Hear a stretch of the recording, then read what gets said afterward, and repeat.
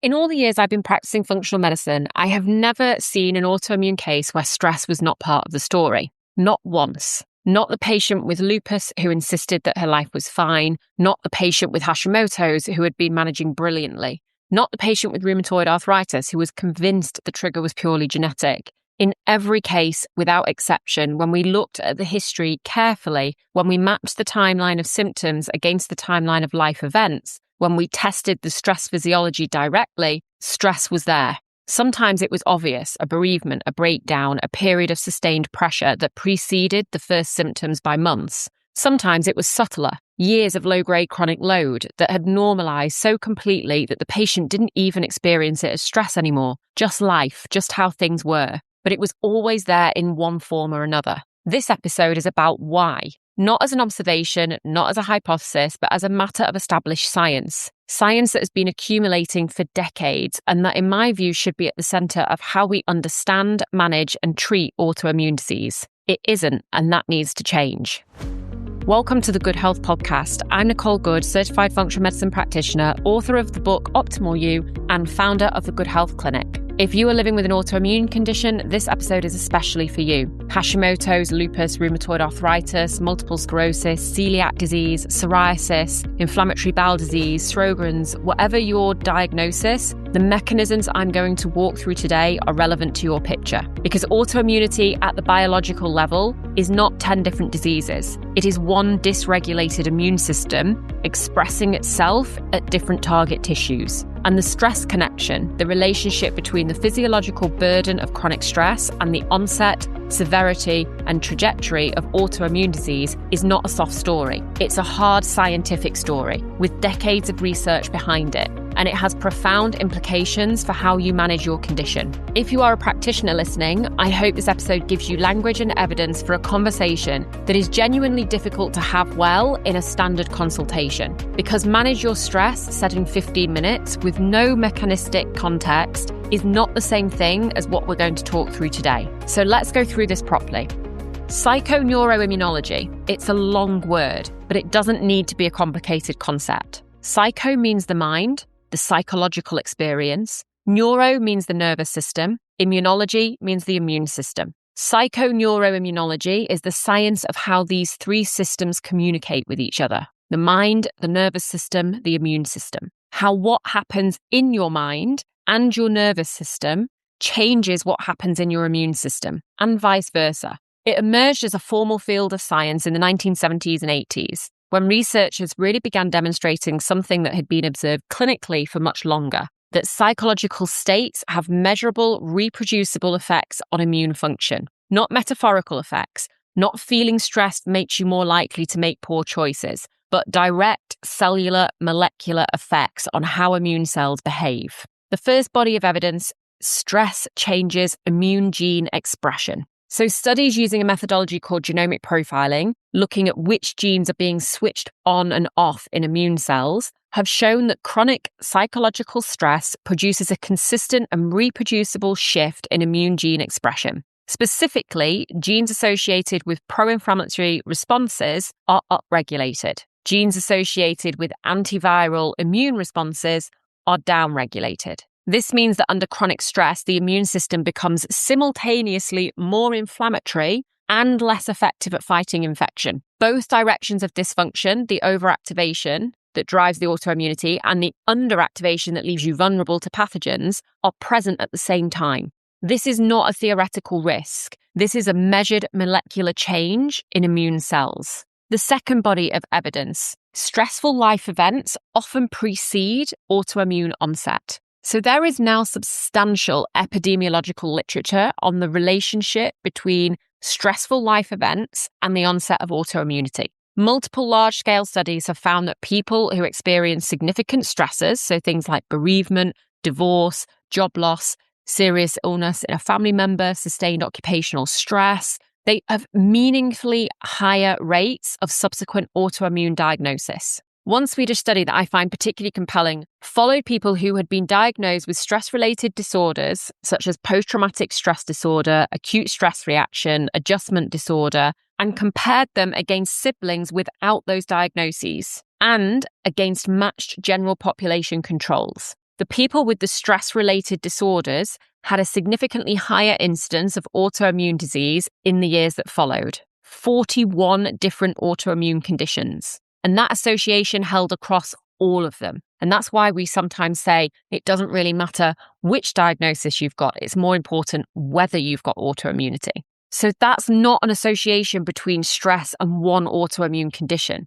This is an association between stress and autoimmune disease as a category. The immune system does not distinguish between Hashimoto's, lupus, rheumatoid arthritis when it comes to the effect of chronic stress dysregulation. It responds to the physiological burden of stress, and the autoimmune consequence takes the form that individual's genetic and environmental vulnerability determines. So you will get the autoimmune disease that you are genetically and environmentally vulnerable to. And then the third body of evidence, stress reliably worsens established autoimmune disease.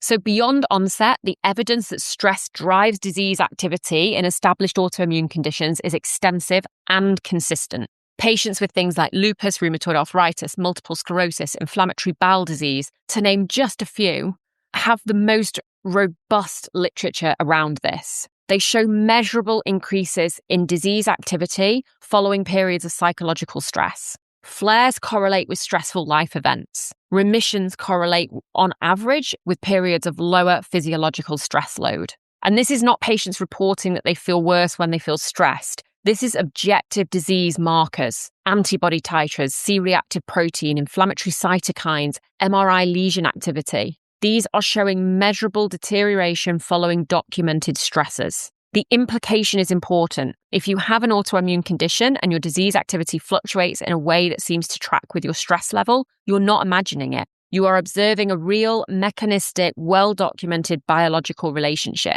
And if your care team has not discussed this with you in any depth, that's a gap, not in your perception, but in your care. Let's have a look at 3 mechanisms of how stress drives autoimmunity. Understanding that there is an association and that exists is one thing. Understanding the mechanism, so the why and the how, is what makes that evidence clinically useful. If we understand the mechanism, we can interrupt it. We can interrupt it and then we have something to offer.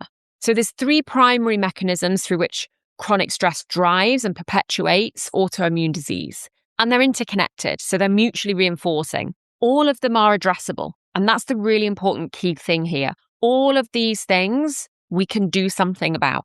So mechanism 1, HPA axis dysregulation and immune miscalibration. So we covered the HPA axis in depth in the last episode. So I'll build on that here rather than repeat it. If you haven't listened to that episode yet, I recommend jumping back and watching last week's episode and the one before. The key point in the context of autoimmunity is this. Cortisol is, in normal function, an immune regulator. One of its critical roles is to prevent the immune response from overshooting, to apply the brakes when the inflammatory response has done its job and needs to resolve. In chronic stress, 2 things happen that undermine this regulatory function. First, immune cells become resistant to cortisol signaling. That's a process called glucocorticoid resistance. The brakes stop working as effectively. The immune system, particularly the inflammatory arm of it, becomes less controllable. Second, the cortisol curve itself becomes distorted, so either chronically elevated or blunted, sometimes flatlined, depending on the stage of HPA axis dysfunction you're at, and we can test for that. And it's just a simple salivary test. And neither pattern provides the immune system with the reliable, rhythmic, regulatory input that it needs. So the consequence is an immune system that is prone to dysregulation in both directions, prone to overactivation and inflammation, and prone to loss of tolerance. So the ability to distinguish self from non-self, your own tissue from outside influences. And a loss of tolerance is, by definition, the foundation of autoimmunity. You might recognize this in your experience as your condition has been significantly harder to manage during stressful periods, or flares that you cannot trace to any obvious dietary or emotional trigger, but that you notice tend to follow periods of sustained pressure. A sense that when your stress is low, you feel as though the condition is more manageable. When it rises, everything feels more destabilized. Then we have mechanism 2. This is stress, gut permeability, and the autoimmune trigger. We established in the last 2 episodes of the podcast that chronic cortisol directly increases gut permeability. And if you haven't listened to those yet, again, I recommend jumping back and having a listen to those. In the context of autoimmunity, This matters in a specific and particularly important way. The current leading model for how autoimmunity is initiated proposes that 3 conditions need to be present simultaneously: a genetic predisposition, an environmental trigger, and increased intestinal permeability. The gut permeability is the gateway. So without it, the genetic predisposition and the environmental trigger may not be sufficient to initiate that autoimmune cascade. With it, the door is open. Environmental triggers for autoimmunity include things like infection, so certain viral and bacterial infections are well established as autoimmune triggers. The latest one that's come through is Epstein-Barr virus, EBV, as a trigger for things like multiple sclerosis. But they also include things like food antigens, so particularly gluten is in genetically susceptible individuals, that can be a real problem. And bacterial endotoxins coming from the gut. When the gut lining is compromised, these substances enter the bloodstream, the immune system mounts a response, and in individuals with relevant genetic predisposition, molecular mimicry can occur. So this is when the immune system confuses the body's own tissue with the foreign substance it's responding to. So the molecular structure is similar in your own tissue and the foreign substance, and the body can mistake the two. So it will begin attacking both. Chronic stress increases gut permeability. Increased gut permeability increases the likelihood of autoimmune triggering in susceptible individuals. This is not in everybody. This is in those who are susceptible to autoimmune diseases.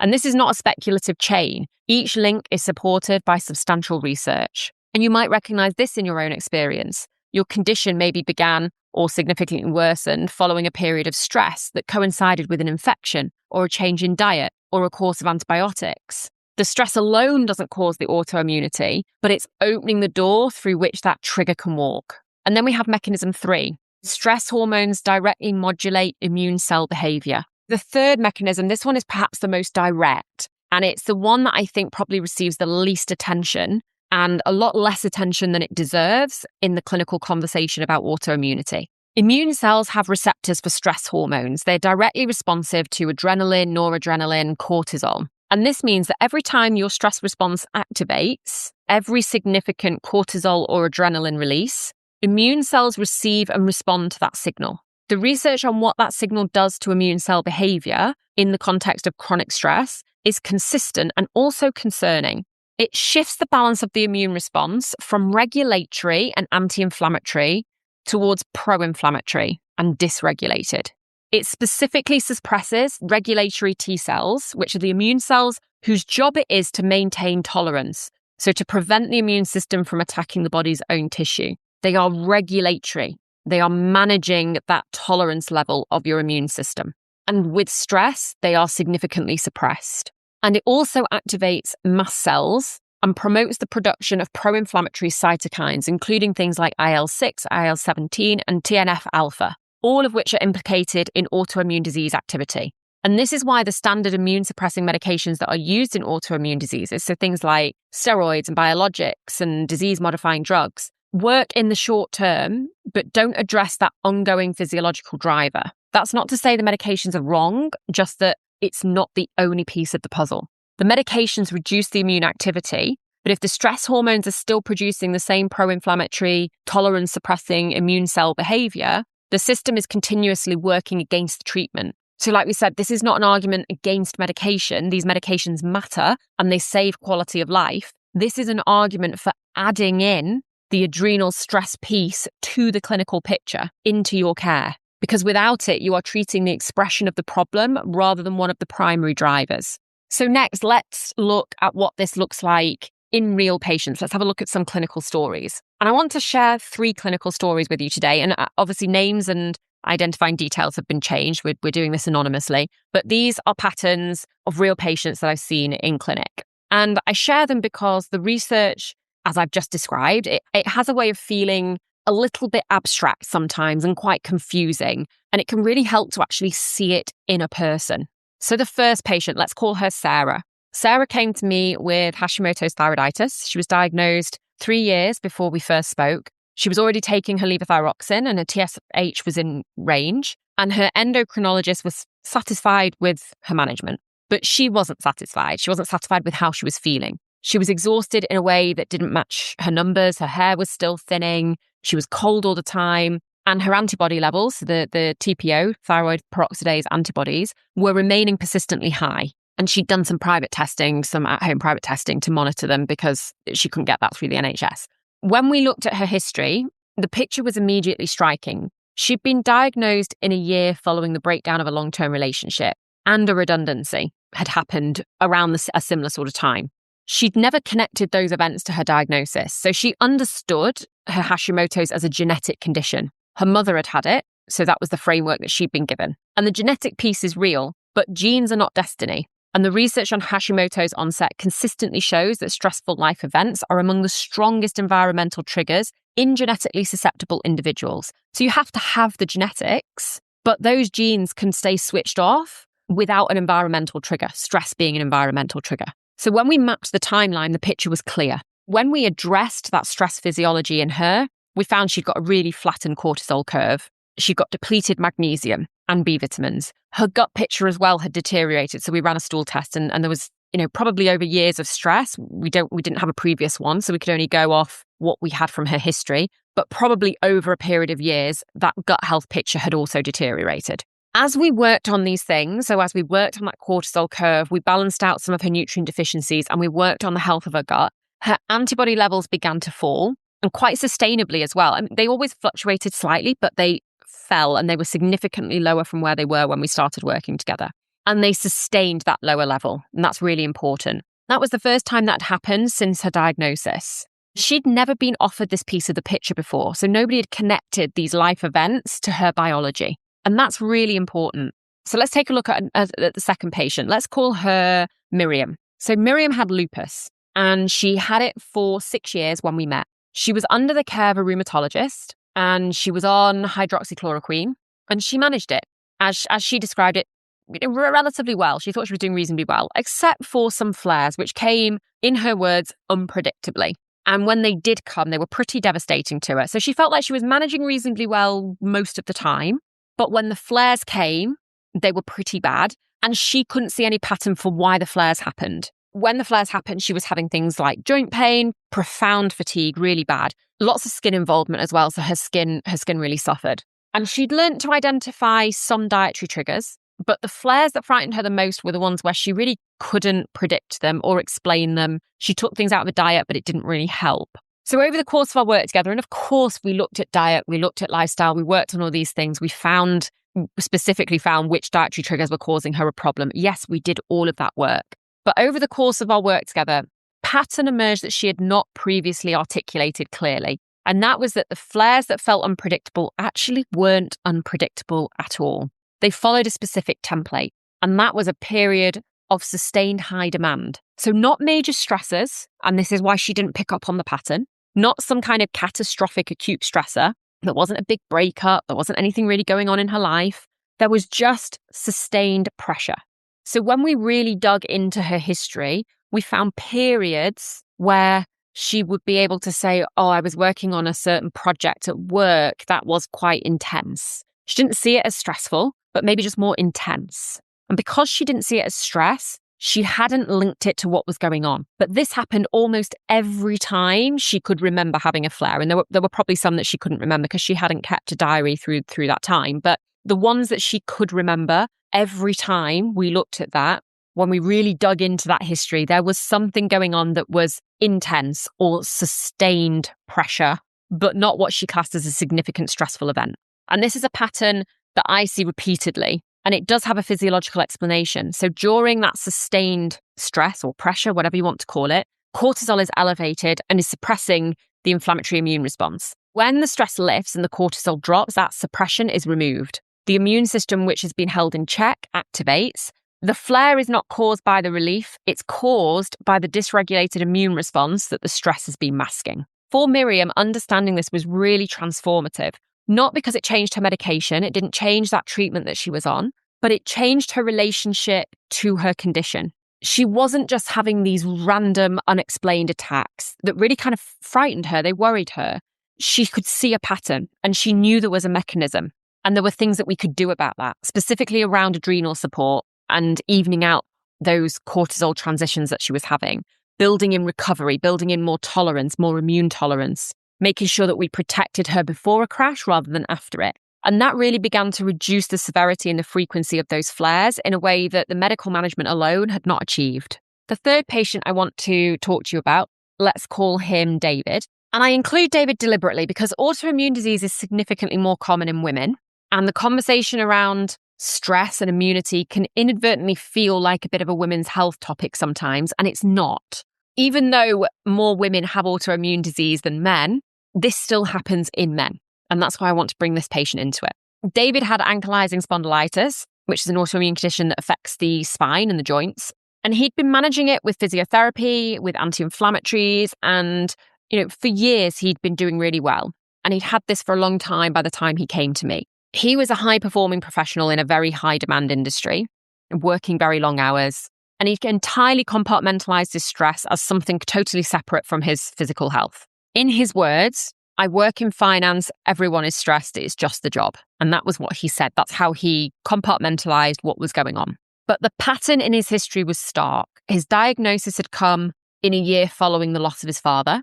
He'd also had a significant professional setback in that year. And his worst flares were the ones that really took him off work for days with lots of pain and lots of stiffness. But they were also mapped precisely to his most pressured professional periods. And David was really resistant initially to the idea that stress was a piece of this clinical priority. He'd been told that his condition was a genetic autoimmune process, and he'd just accepted that as the framework. The idea that his cortisol curve, his gut integrity, the stress response, the HPA axis were relevant to the joint disease just didn't feel right to him. And it really took time to get this over to him, and it really took showing him the actual mechanism, the same mechanisms that I've walked you through today, for him to actually engage with it. But when he did, when we addressed the adrenal picture, the gut immune axis, the inflammatory load, the results were real and measurable. Not a cure, not getting rid of this condition, but substantial reduction in flare frequency, in pain severity, and when the flares happened, the ability to be able to continue on with his life and his work. And that was what was so important to him.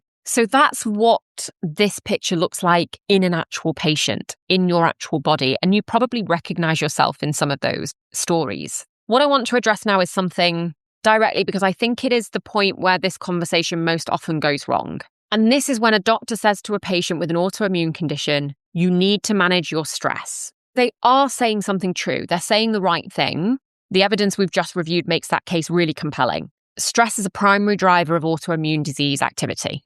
It's just a fact. Reducing physiological stress load is going to improve the outcomes. It's a fact. That's not wrong. But the sentence, you need to manage your stress, is inadequate. And it's inadequate in 3 specific ways that I want to run through with you today. So first, it treats stress as a psychological problem rather than a physiological one. Manage your stress implies that the solution is a mindset shift. And we've talked about this before, but this is so important with autoimmune conditions. It implies that better work-life balance, yoga, mindfulness, all of these things, and they're not without value, they are very good. And the evidence for these mindfulness-based interventions on inflammatory markers is genuine, it's there. But they address the input to the stress response system. They don't address the chronic stress what that has already done to the physiology. So they're looking at the stress response system and they're helping to manage that, but they are not looking at physiologically what chronic stress has done to you. So they're missing pieces of the puzzle. Things like the gut lining that has been compromised over years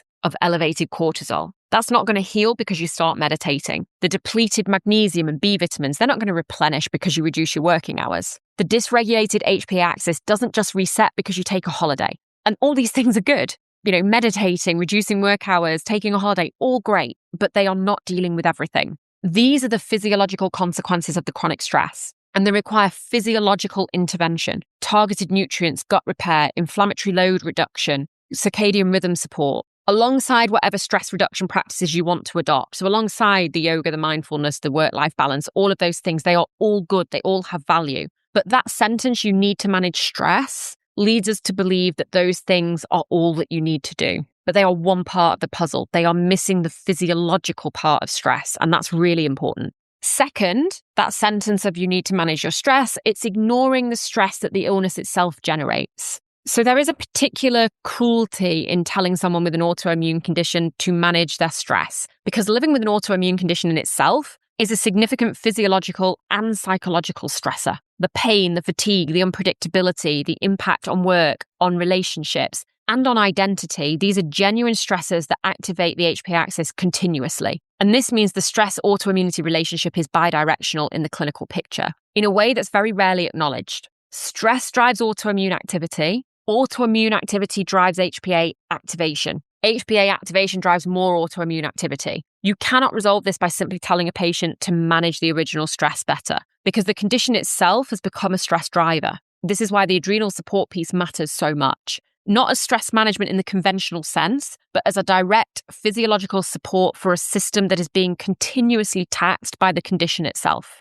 And third, manage your stress places the responsibility on the patient without giving them the mechanism. Manage your stress without explaining how stress affects their condition, without a physiological framework, without specific interventions, is a direction without a map. And for a patient who is already doing everything they can, it can often land as a criticism, an implication, but that they're just not trying hard enough, they're not doing enough, that their condition is somehow their own fault. And that's not acceptable. And it's not what the science supports either. The science supports a specific, mechanistic, actionable case for treating the stress physiology as primary clinical priority in autoimmune disease. Not a lifestyle recommendation, but a clinical intervention. So what does that actually look like? It looks like the adrenal piece that we covered in the last episode of this. It looks like blood sugar stabilization, nutrient replenishment, circadian rhythm support, HPA axis assessment. It looks like the gut piece from 2 episodes ago, the 4R framework, addressing gut permeability, supporting the microbiome. It looks like directly reducing inflammatory load through omega-3 fatty acids, polyphenol-rich nutrition, anti-inflammatory dietary patterns. And if you haven't listened to the last 2 episodes yet, we'll link those in the show notes below so you can go back and have a listen. It looks like whatever stress reduction practices are sustainable and effective for you as an individual, not as a cure, but as a meaningful input reduction into a system that's already under significant load. So breath work, movement, nature exposure, meaningful social connection, all of these things have a measurable effect on inflammatory markers and HPA axis regulation. They're not soft, they're clinical. They're not the whole picture, they're part of it. The goal is not the elimination of stress. We all come up against stress. The goal is a physiological system that is resilient enough to handle the stress that is unavoidable, because you have given it the biological support that it needs to function. Now, I said at the start of this episode that in all the years I've been practicing functional medicine, I have never seen an autoimmune case where stress was not part of the story. And I want to be clear about what I mean by that and what I don't mean. I do not mean that stress causes autoimmune disease in a simple, direct, one-to-one relationship. Autoimmunity is complex. Genetics matter. Infections matter. Gut health matters. Toxin exposures matter. Environmental triggers matter. Nobody develops an autoimmune condition solely because they were stressed. What I do mean is this: chronic stress dysregulation is a primary physiological driver of immune miscalibration. It opens the gut to triggers it should not be permeable to. It directly modulates immune cell behavior in pro-inflammatory and tolerance undermining directions. It is present consistently, demonstrably, measurably in the clinical picture of autoimmune disease. And it is consistently underaddressed in conventional autoimmune care. If you have an autoimmune condition, you are managing the immune manifestation without addressing the stress physiology that's driving it. You're doing really important work. You're just not doing complete work. And that's not a criticism. It's what the evidence says. And it means there is more available to you that you can do than what you may have already been told. So the question I want you to sit with this week is this: if you have an autoimmune condition, or if you're supporting somebody who has an autoimmune condition, when was the last time the stress physiology was looked at in depth? Not are you stressed, but what does the HPA axis look like? What's that cortisol curve doing? Do you know what your cortisol curve is doing? What's the gut integrity look like? What is the inflammatory load? When was the last time these things were addressed? Those are the questions that open the door to a more complete picture. Everything I've covered today, the stress immune mechanisms, the HPA axis, the gut connection, is all part of an integrated framework in Optimal You. If you want to read more, you can get the book. We'll link the book in the show notes below this episode. And we also have the Optimal You 7-day reset. This is a practical first step for anyone who wants to begin addressing the physiological foundations we've been discussing. It's designed to be done at home in a week at a level that is genuinely sustainable, and for the launch price of £7.99. We'll also link that in the show notes below. Next Monday, we're going to stay on this topic, one of the most practically useful episodes of the month next week. We're going to look into what normal bloods actually mean, so what normal blood results actually look like in functional medicine, why NHS rate reference ranges and optimal function are not the same thing, which markers are most commonly missed, and what to ask for at your next GP appointment. So if you've ever been handed a results printout and told that everything is fine, or maybe not handed a printout and told everything is fine, when you know that it isn't, next week's episode is going to be for you. Don't forget to subscribe to the podcast wherever you listen to it. Share this episode with someone who needs to hear it, and I'll see you next Monday. You've been listening to the Goode Health Podcast. I'm Nicole Goode, certified functional medicine practitioner and author of Optimal You. You can find me at goodehealth.uk, that's GOODE health.uk, on Instagram at Goode Health Clinic, GOODE Health Clinic, and wherever you get your podcasts. Show notes and all resources are linked below. I'll see you next week.